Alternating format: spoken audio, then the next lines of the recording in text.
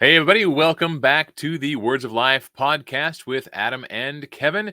Hey, in today's episode, we are going to recap a little bit about what we talked about in our last episode, and then we're going to finish chapter 6 and moving on into chapter 7, where the author is finally getting back to the order of Melchizedek and Jesus being the great high priest. Let's dive right in. Sing them over again to me, wonderful words of art. Let me more of their beauty see, wonderful words of art.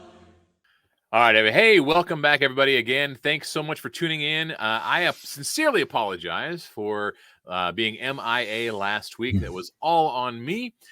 Sometimes life just throws you curveballs, and you just got to deal with it. And that's exactly what happened last week. So we've been dealing with some things, and your prayers on our behalf, just for getting through stuff, would be great. So we appreciate that very much. And how are you guys doing, Kevin? I know you got both your kids are off to college and moved in and all that, right? Yeah, that's right. We got them all shipped off, and Melissa flew out there and got them settled. In as much as she really didn't need to be there at all, right? Yeah. She learns every time that there's really not a lot of value in going there, as far as unless your kids just want you to buy something for them, or Right. for her sake more than anything. Yeah. I think she said she saw Maddie for all of probably an hour total over the whole weekend, actually interacting with her, and Yep.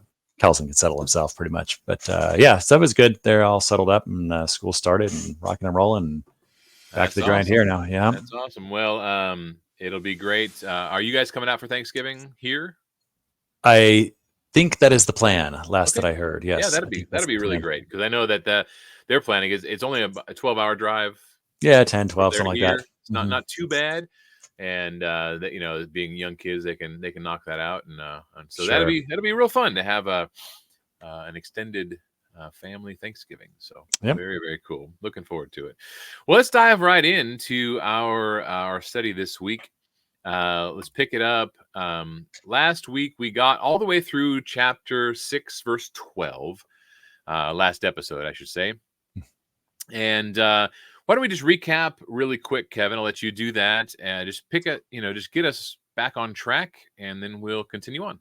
Yeah. So if you remember, chapter 6 is sort of this, at least most of chapter 6, the beginning part, is sort of this interlude, if you will. He says he wants to talk about something, right? He wants to talk about this order of Melchizedek thing and how Jesus is a priest after that order. But then he says, but I got to talk about something else first, right? Because you are basically immature, right? And so in chapter 6, he's really got that third warning there, which we've sort of called the warning against immaturity, right? And so he says we need to leave these things and move on to these more mature things, right? And as he then starts getting down through, he says, because there's danger in immaturity, right? If you don't mature in Christ, you're like the land that drinks the rain but produces nothing useful, right? And he says, and that's only good for cursed, and it's ending to being burned. But then he says, but we're more hopeful concerning you. We're sure of better things concerning you, brethren, right? You're not gonna get stuck in that sort of situation, because he's seen the things you've done, the work of the love you have for the saints. And so he presses them, right? We desire each of you to show that same kind of earnestness, to have that hope to the end, and be imitators of those who through faith and patience have inherited the promises. And he's going to use that idea there of inheriting the promises. And what promises are we talking about? He's going to roll right into that here as he moves into the end of chapter 6. Yeah. And it says that you may not be sluggish, right? Yep. Which is, sometimes we find ourselves in life just kind of feeling bogged down by the world. And he says, if we are imitators of those who have been able to overcome, we can look to those people as great examples, and the people surrounding us. We talked a lot about how important it is for us to surround ourselves with our brethren in the church, because they're our lifeline, and they're going to really help us to get through this life way better, and be imitators of those who have, gone on before and who have inherited the promises. Yep. And he transitions from there regarding promises into the next little section here. He says there, starting in verse 13 of chapter 6, says, "For when God made a promise to Abraham, since he had no one greater by whom to swear, he swore by himself, saying, 'Surely I will bless you and multiply you.'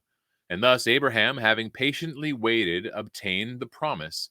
For people swear by something greater than themselves, and in all their disputes, an oath is final for confirmation.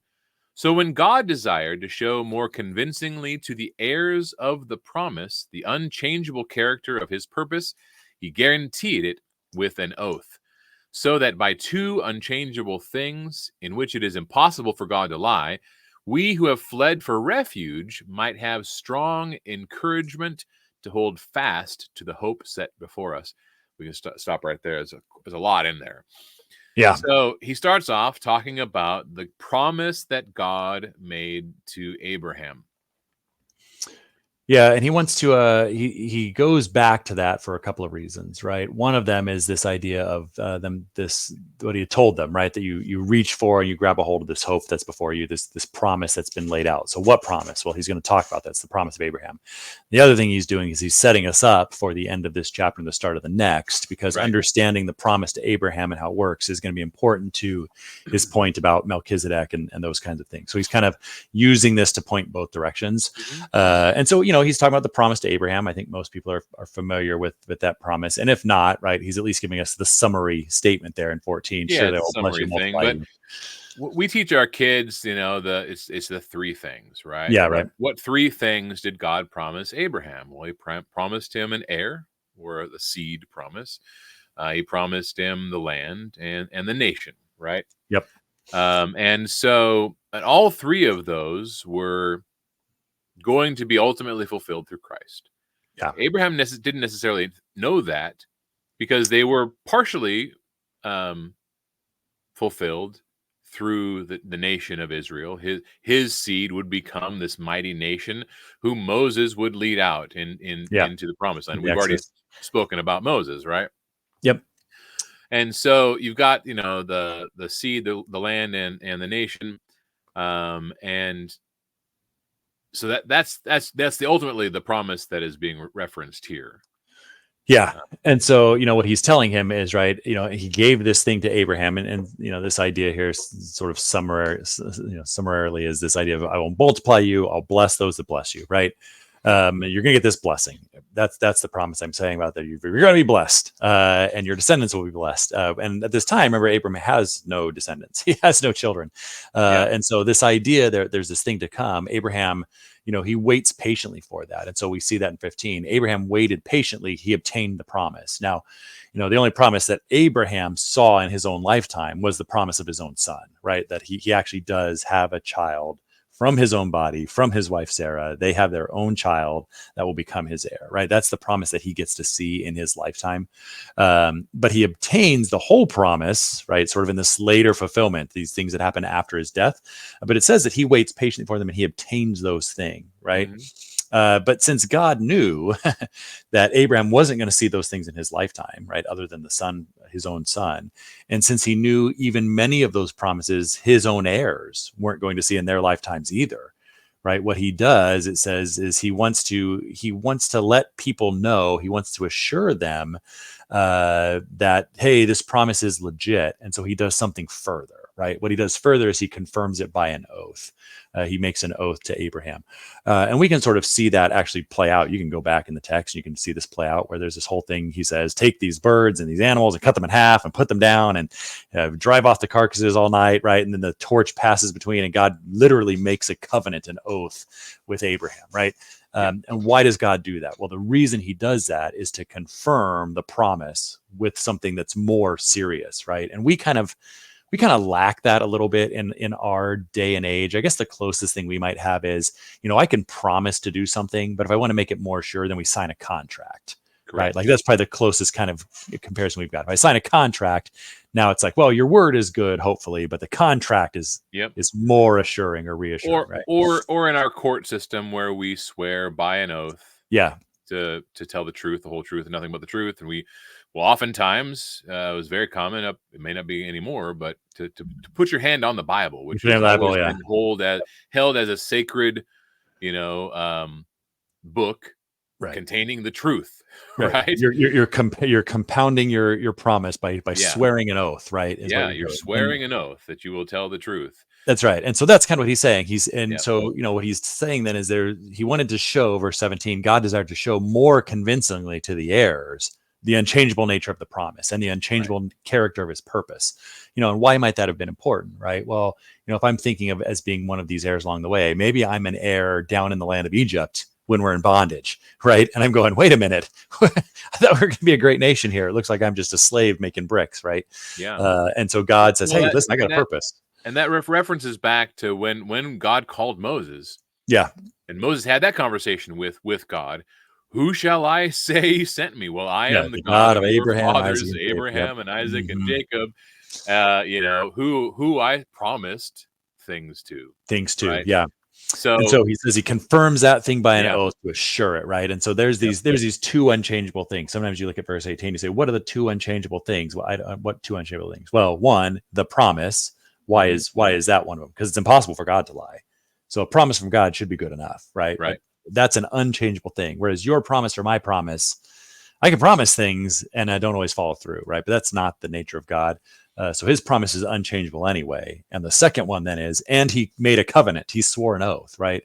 And when you go back up to verse 16, there's this idea that when someone swore something, at least under this time, right, it was the end of all disputes, and an oath gave final confirmation, right? That look, if you swore something and you gave an oath, that was the end of the dispute. Okay, now you're beholden to it, right? And the idea really there is, even if you were pagan or something like that, if you swore by some god, what you were saying is this God's going to strike me dead if I break this promise or this oath, right?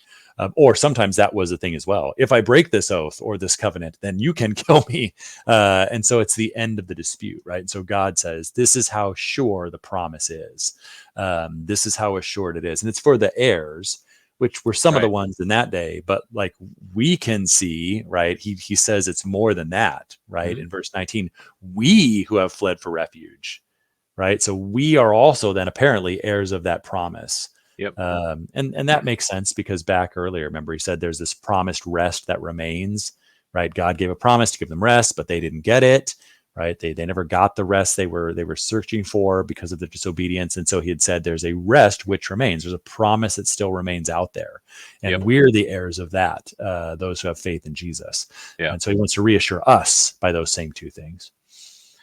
Well, yeah. And so he brings it back to we, that's us, both him being the author and those he's writing to. We who have fled for refuge might have strong encouragement to hold fast to the hope set before us. Yeah. So that promise that he made to Abraham includes the hope that is set before us, which is eternity with God. Yeah. Yeah. It's that promised rest, right? That he has sort of laid out. There's a rest where I'm done. It's all rest. There's no more work to have. There's nothing left to do. I've ceased from my labors, right? Like it says God ceased from his labors. And we know that's not happening right now. And go ahead and take 19 and 20 there. Yeah. So as we push into that then, right? So he gave us this oath. He gave us this promise. We've set our hope on that thing. And so in 19 and 20, he says, so we have this as a sure and steadfast anchor of the soul, a hope that enters into the inner place behind the curtain, where Jesus has gone as a forerunner on our behalf, having become a high priest forever after the order of Melchizedek. Yep. So again, now chapter 7, which we're going to get into just a little bit, is going to do a much more of a deep dive on the role of the priest. So we don't want to spend too much time diving into that. But there was only one man who could go into the inner place once a year under the old covenant, the first covenant, or maybe the second covenant. I guess it depends. The covenant with Israel, right, as a nation. The covenant with Israel, for sure. Yeah. Because technically there was a covenant with Noah. Lots of covenants he made before. That's right. Lots of covenants, but under what we call the old law, that the children of Israel that predicated the new covenant with Jesus. Every year, we've talked about this before, the high priest would enter into the inner place after cleansing himself and having his own sins washed away or pushed forward or redeemed. He would be able to enter the holy place to offer the redemption sacrifice for the people. This is saying that Jesus has been able to enter the inner place. Only a high priest can do that. Yeah. Behind the curtain, there was this great thick veil that they made in the tabernacle, which is kind of what that is referencing. Jesus went there as a forerunner on our behalf because he's become a high priest forever after the order of Melchizedek. The contrast being not of the Levitical priesthood or Right. the Aaronic priesthood, is not of the descendants of Aaron. He's of the high priesthood through just like Melchizedek was. So Yeah. And he says that thing, right? That the fact that Jesus has gone in there and that he's done this thing, right? Whatever that thing is, that we'll get into it a little later. But right. he's gone in behind the curtain of that place. He says that fact and the promise and the oath that God has sworn, those things act as he uses the term, they act as a sure and steadfast anchor of our soul, right? Right. We don't have to be blown around and pushed around when things are tough. We don't have to get blown off course because we can hold firm. Our anchor is someplace secure. And the idea is our anchor is where? Our anchor is the same place that Jesus is. It's in the inner sanctum. It's in the holiest of holies. And, we go, well, that's weird. How is that a sure anchor? Well, remember, and I say remember, but really we'll talk about it much later in this sermon, in this letter, in this book. He will say that inner sanctum, that the tabernacle, all those things were a picture. They were a shadow of the actual heavenly real thing. So the idea there is the true holy of holies, the true place behind the curtain, is at the throne of God, right? And so, okay, that's a pretty sure, firm place to have your anchor latched onto, right? Because he's already talked about how God is unchangeable, he's immutable, his oath is sure. So if the anchor is hanging on to his throne, right, in the Holy of Holies, then there's nowhere that it's going to go, right? It's in the most secure place that it can be. That's where Jesus is. He's in there. He's secured your anchor on. It's almost as though he's got it in his hand and he's walked through and he's the one who throws it down there as the forerunner. Here, the anchor is set in this place. And he can do that because he is a high priest, just a different kind, which we'll talk about in just a minute. Yeah.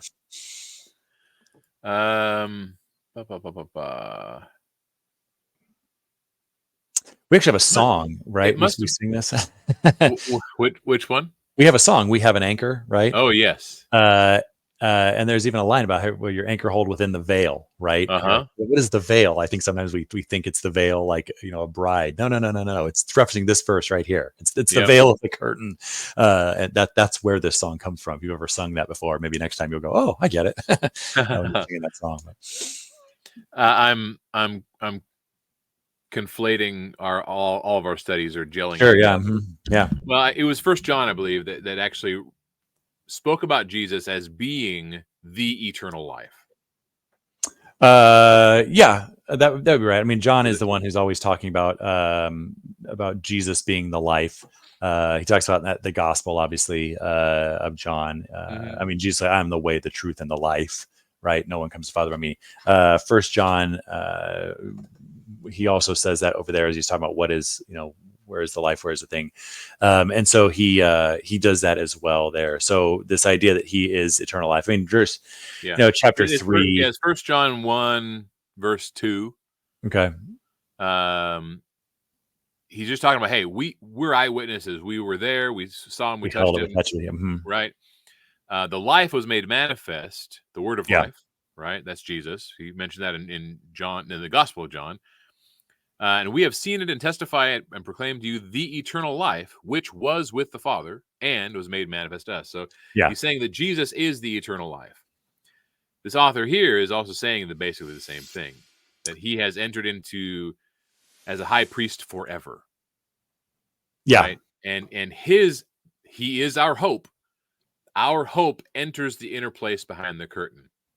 So that is something we can anchor ourselves to. An unmoving and unwavering confidence. So. Yeah. You'll also see that idea in 1 John 5 as you get down towards the end there. We'll talk about 1 John 5, verse 11. And the testimony is this, that God gave us eternal life, and this life is in his Son, right? Yeah. So we see that idea expressed all over the writings of John. And this idea then, right, that why that works is going to be tied up in this idea of the priesthood again, right? Because, and we'll get into this in a minute, but this idea of the priest going in, the high priest going in, he was making atonement for the sins when he did that, right? And so the reason that we have that is we have a similar thing going on here, or we might even say a more true version of that going on here when Jesus does it. after the order of Melchizedek. And so now he's circled all the way back around to what he wanted to be talking about before. Yeah, which is all this the way idea from chapter 5 all the way Yeah, fast forward to the end of 6 into 7 here. Yep. Where we get to finally talk about, okay, you mentioned this Melchizedek guy a bunch of times. Who was Melchizedek? Why don't you take the reading there and stop where you feel appropriate? Yeah, so he says there in verse 1, right? For this Melchizedek, king of Salem, priest of the Most High God, met Abraham returning from the slaughter of the kings, and he blessed him. And to him, Abraham apportioned a 10th part of everything. He is first, by translation of his name, king of righteousness, and then he is also king of Salem, that is, king of peace. He is without father or mother or genealogy, having neither beginning of days nor end of life, but resembling the Son of God, he continues as a priest forever. And so maybe we'll just stop there for a second, because then he's going to talk about how great he is there. So he introduces us back to this guy, right? This Melchizedek, who is the king of Salem, the priest of the Most High God. And he references, right? When do we meet this guy? Where is this happening, right? What is going on here? And so he says this idea that was the guy that Abraham met, remember, when he was coming back from the slaughter of the kings. And so, you got to take a little bit of a timeout, if you will, and sort of jump back to Genesis chapter 14. Right. 14, so we read about this story that the author of Hebrews is talking about here, this slaughter of the kings and these kinds of things in Genesis chapter 14. And it's really the whole chapter, right? But you can kind of summarize the first 16 verses. Yeah, there's a battle. Lot gets carried off. Moved into the Green Land. The city he was living in gets taken over by some. There's a big battle of siegings going on, and Lot gets carried off. Abraham goes. City priest kings type dudes, little mini monarchs got together and battled it out. Well, Lot gets captured with all of his stuff, and Abraham hears about it, and he says, "I can't put up with that." So he goes and takes his trained men off, goes and gets them, right? And so in verse 16 of chapter 14 of Genesis, it says he brought back, that's Abraham, he brought back all the possessions and also brought back his kinsman Lot and his possessions, as well as the women and the other people, right? So after this battle happens, they're on their way home, right? Then you get this weird thing that happens starting in verse 17, right? This strange bit that you have here. And it's interesting. Let's read it, because the way it works out is kind of important on the way, what he's saying here, right? So Genesis chapter 14, you're rolling along, you get to verse 17, and it says, now after Moses, returned from defeating Chedorlaomer and the kings who are with him, the king of Sodom, he went out to meet him in the valley of Sheba, that is the king's valley. Then Melchizedek, king of Salem, brought out bread and wine. He was a priest of the high God, and he blessed him and said, blessed be Abraham by God Most High, creator of heaven and earth, and blessed be God Most High, who gave over your enemies into your hand. And then Abraham gave him a 10th of everything. Right? And then after that, you're back to the king of Sodom. And the king of Sodom said to Abraham, give me the people, the possessions, take for yourself. And Abraham says, nope, I will not take anything or sandals, because I don't want it to be said I was made wealthy by you. And then you have sort of the end of that, let the men eat what they took and their people take what they want, but I won't take anything. And then you're like, oh, okay, what's going on there? And then in verse 15, it's like, do not fear, Abram. God's talking to him again. And you're like, wait, who is that guy who showed up? Basically in verse 18, 19, and 20, 3 verses, right, of Exodus or of Genesis chapter 14, you never hear from him before, you never hear from him again. That's it. That's like the whole of him. And you don't find anything more until you get all the way to Hebrews, right? And someone's telling you more about this guy, right? And so when you look at that, you're like, whoa, what's the summary? Well, the summary he gives here is the whole story, right? It's the whole story. He came back from the slaughter of the kings. He met him, right, out on the road, and he blessed him, and Abraham gave him a 10th of everything, right? That's the whole story. And now he's going to tell some very interesting things. I mean, he makes a big deal out of this very small story.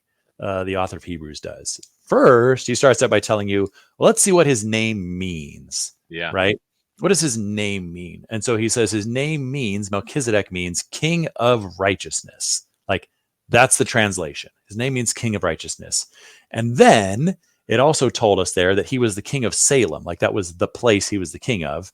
And that means he was the king of peace. Salem, shalom means peace, right? So he's the king of righteousness. He's the king of peace just by translation, right? And then he says this fascinating thing.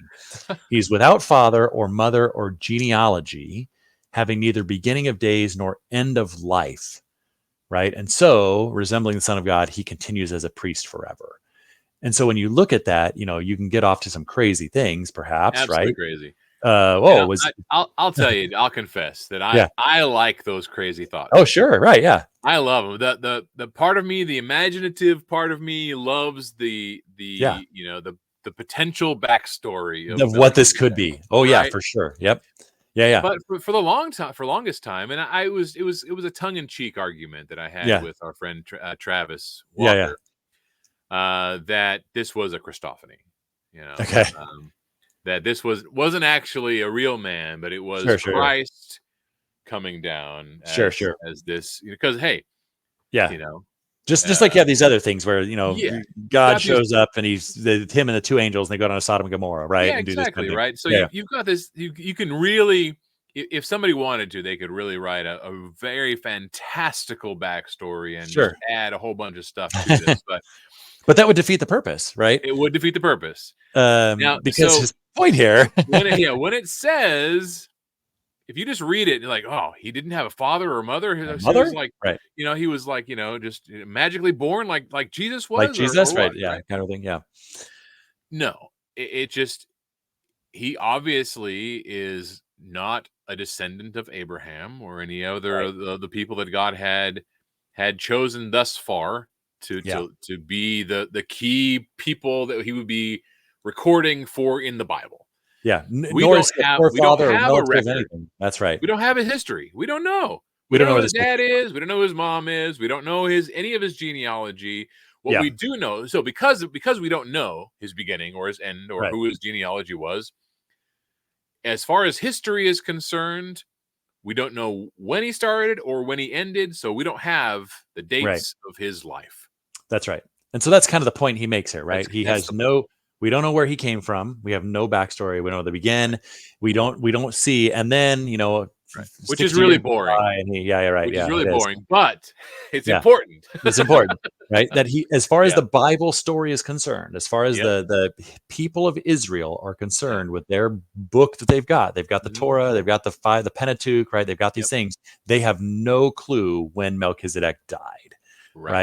right? And so what he's saying is, so in that way, he's still a priest, right? His priesthood never ends because he never died, so far as we know, right? Right. In our story, in our text, and so he says, in that way, right? In that same way, then he resembles the Son of God in that way, right? Mhm. That there is no end to the priesthood is kind of the point Right. he's making, and like you mentioned, and he's going to get into a little more here, and his priesthood is not dependent upon the covenant with Moses and the people of Israel, the law of Right. Moses. It's not Not tied to tied a into physical genealogy. that's right. None of those things. I mean, there are things that happen later about why God picks the Levites. There are things that happen later about why he says, you guys will always be my priests. Mhm. None of those things have occurred when Abram is going back from the Nope. battle of the kings, right? None of those things have happened. And so, but he's already a priest. Yeah. Right. His priesthood effectively then predates Yep. the law of Moses. And that's really the Right. point that the Hebrew author is making, that it predates that. Mhm. And the next point he wants to make is about who's the greater. And so if you remember before, right, we had this statement about graders and lessers. Mhm. And in that, he was priming the pump for us there, right? That there is no one greater than God. So God swore by himself, right? Because the lesser always will swear by one who is greater than them. And here we have another lesser greater story that's going to come up here. Now there is an important sidebar lesson that we can learn here, and I think it's appropriate to enter that in now, is that we oftentimes have this weird expectation that the Bible has all the answers to everything. Sure. And so just having the fact that we have this man, this Melchizedek character showing up with Abraham, being a high priest of God Most High. God Most High, yep. Like, how did that happen?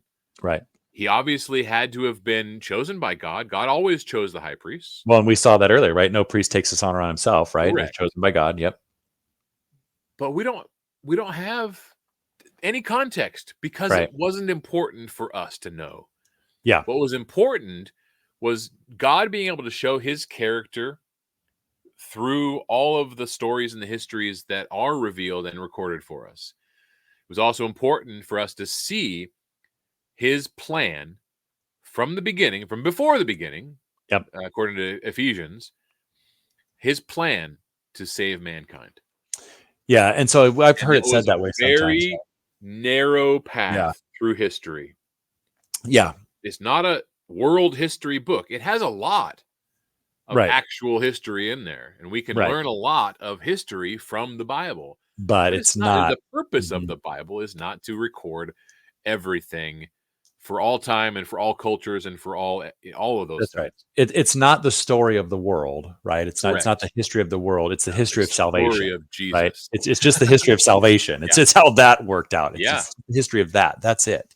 Yep. Not other things. And So so we are always going to be left with questions for if we sure. rely only on the Bible in Yeah. terms of world history. What was going on here or there? I don't know. God's not I don't concerned know. with that. We Oh, know this what is was happening with the Israelites yeah. and with Yeah. God's people. And even then, right, there's things in the Bible that we don't know about, right? Correct. That happened in the history of Israel. We know other things about the history of Israel that happen, after the Old Testament story ends, the New Testament story starts. But we don't Yeah, get that from here. Why? Because it's not 400 part of the years, history. you know? Yeah, it's not part of the history of salvation, right? Yeah, exactly. We don't need that bit. The Maccabean Revolution. Yeah, and all that sort of stuff. Yeah, there's lots of history you can learn. And so we look here then, right? So we've got this thing, we've got this person that he's laid out, and then there's this other piece. So he's addressed a lot of that.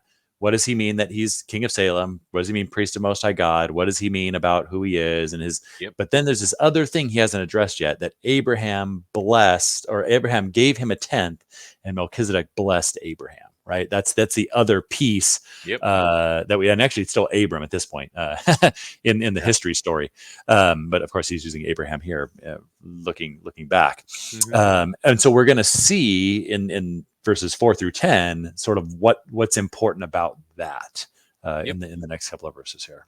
Yeah, we'll read that there. Starting at verse 4, it says, "See how great this man was, to whom Abraham the patriarch gave a tenth of the spoils. And those descendants of Levi who receive the priestly office have a commandment in the law to take tithes from the people, that is, from their brothers, though these also are descended from Abraham.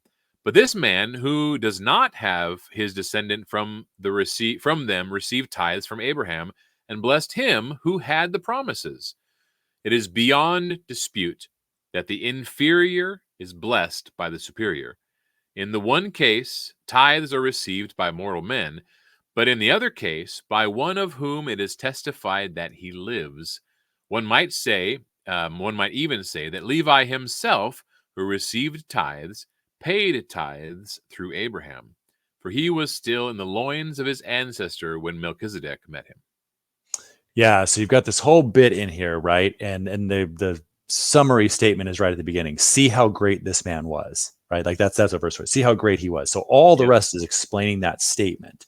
And his key point he wants to make really is that Melchizedek was greater than Levi, was greater than Aaron, was greater than that priesthood, right? But really Levi is sort of what he's driving at. And Levi, right, is one of the children, one of the sons of Israel, who does not exist yet at the time that this happens, and who the priesthood, of his ancestor. And like generations removed, even, right? It's not even like he was the son of Abraham. He's the son of Jacob, who's the son of Isaac, who's the son of Abraham, right? So great.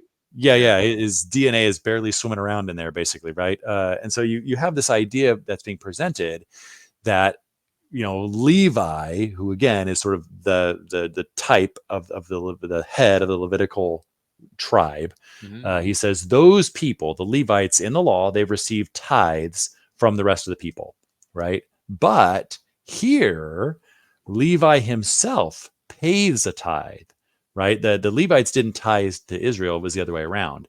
And he says, but Levi himself tithes to Melchizedek. And you'd say, well, when did he do that? How did it happen? Well, it happened when Abraham did it, because again, it's this idea that we see also playing out in the Old Testament. The Father is always greater than the Son, right? Like there's this idea that's played out there that the Father is greater than the Son, and that doesn't even necessarily mean doesn't necessarily mean like one didn't exceed the other, right? Like you could say Solomon right? Solomon's kingdom and his extent of it was greater than David's, right? And yet David is said as being greater than Solomon because he was the father, right? Mhm.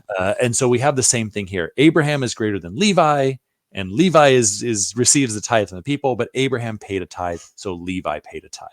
Right. Uh, and And so since that's, Jesus is yeah, high priest under the order of Melchizedek, Melchizedek. his priesthood trumps the Levitical priesthood because it's of the original order. That's right. And that's what he'll get to as he's pushing the rest of the chapter here, right? Right. And so there's this idea that he's saying that shows, that demonstrates, right, that the priesthood of Melchizedek is greater because Levi paid a tithe to him.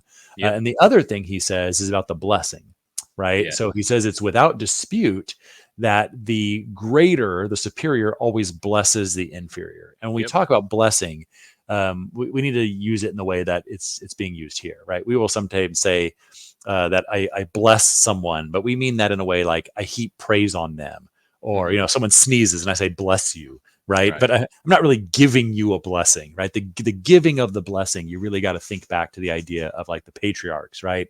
Well, And yeah. lay hands on them and give the blessing to their I, sons, I right? immediately go to Abraham's grandchildren, Yes, right? yeah, Where you have Jacob and Esau yeah, and in that they're getting the story, blessing, right? right? Yeah, The patriarch was Jacob. His yes. two sons, sorry, Is the patriarch is Isaac, and his Isaac, children are Jacob and Esau. Yeah. Jacob and Esau are the two brothers, right? And they're twins. Yeah. So, and of course, Yeah, the blessing comes the from Isaac blessing to comes them. from Mhm. from Isaac. Yeah, it Yeah, was and a so legitimate thing. It was a and that's big, what he's saying here, right? yeah. Yeah, that the blessing comes from the greater to the lesser. It Mhm. comes from the father to the sons, right? A king blesses his subjects, Yeah. right? By giving them things or whatever, Mhm. or whatever things he wants to do, right? But the blessings come from the greater to the lesser.